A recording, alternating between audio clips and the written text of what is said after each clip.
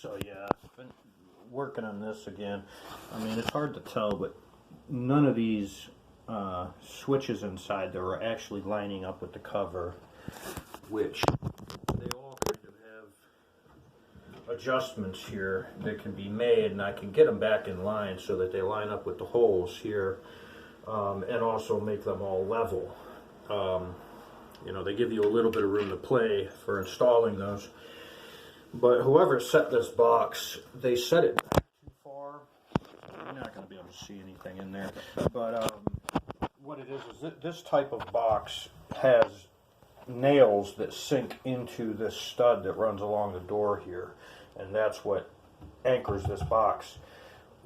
So I could either open this whole wall up and try to pry that out and reset that, which is going to be problematic because I'm going to change a lot. Or I can try to just coat this and put a piece of drywall here to fill that gap, and then use something to shim these out so that this thing, because this faceplate it's set too far back, and there's no way to get this faceplate to fit right.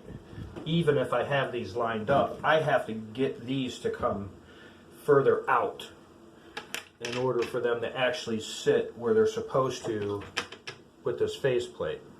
But I can loosen them, shim all of them equally, then line them up and put that faceplate back on there once I've taken and filled this with a piece of drywall just to repair it. To prepare that, I'm going to take and put a piece of wood back behind both sides here. I'm going to cut this out bigger than what it is where it's at now, and then below where I cut that out, I'm going to put a piece of wood that I can now put a bigger filler piece of drywall in there and have something to nail to. That way it's sturdy.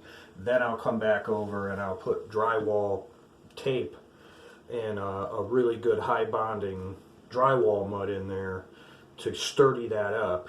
And then that way, once it's painted, then it's going to be strong enough to resist that faceplate being tightened down to it. And anytime somebody puts pressure on there, it's not just going to crack open, it's going to be pretty strong.